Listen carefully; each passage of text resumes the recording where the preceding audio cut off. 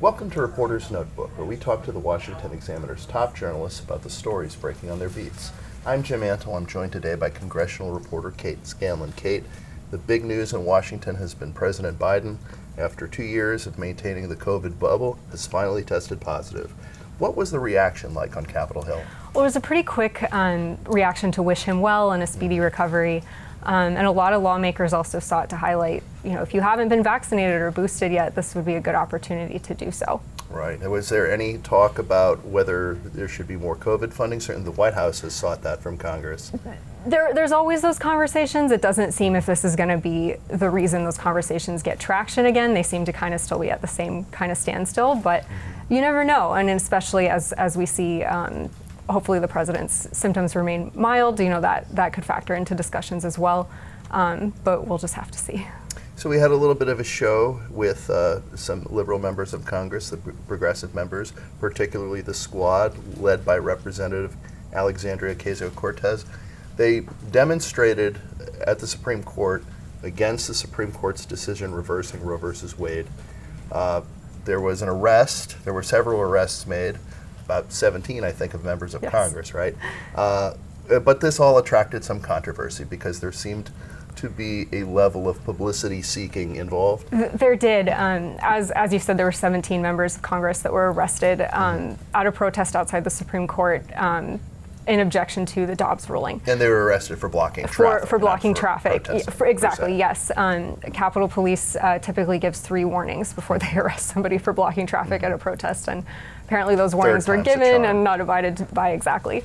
And one of those arrests was Representative Alexandria Ocasio-Cortez, who was photographed appearing to be handcuffed as she was escorted from the scene, but kind of the image was a little bit shattered when she kind of raised her fist to supporters. So later that same evening, her campaign actually sent a fundraising email highlighting that arrest. And they said the proceeds were going to go to 3 state abortion rights groups. But the thing about these fundraising emails like that is when those donations are made, that's additional emails and voter information for the campaign. So even though that money is given away, it's still in the campaign's interest to do that. Definitely. So it seems that the whole genesis of the idea, the whole point of it, was really, number one, to get arrested, gain publicity, and then thirdly, to raise money for pro-choice groups. Yes, and as the email itself said, the argument seems to be that civil disobedience, peaceful civil disobedience, as they put it, can be an effective tool. And she is seeking a number of legislative items as well.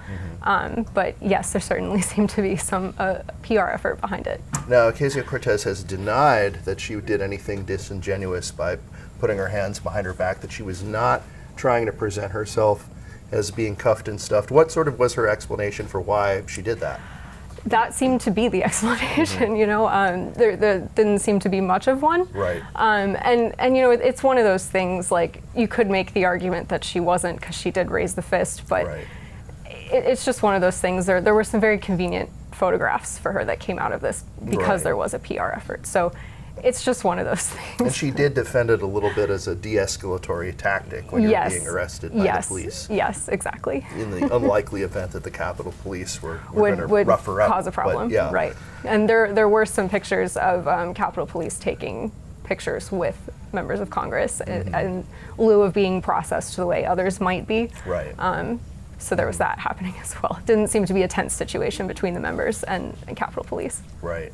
So finally, we found an example of collusion, but it wasn't with Trump and Russia. It was former President Trump and Democrats in the Maryland Republican gubernatorial primaries. Yes, that's a great way of putting it. Dan Cox emerged victorious in the Republican primary in Maryland this week, and the interesting thing about that is he was endorsed by former President Donald Trump over the other candidate who had been endorsed by Governor Larry Hogan. Kind of became a proxy war between those two men. But the interesting thing about it is Democratic groups spent money to promote Cox in the primary and kind of raise his profile because they view him as easier to defeat in November. They've done this in a couple of other states too. We saw Josh Shapiro do the same thing to Doug Mastriano during the Pennsylvania primary. So whether or not this works out for them Right. remains to be seen, but it's certainly an interesting tactic, and there is certainly some unique cooperation going on there, it Now, seems to doesn't me. this undermine, you have the January 6th committee hearings have been going on.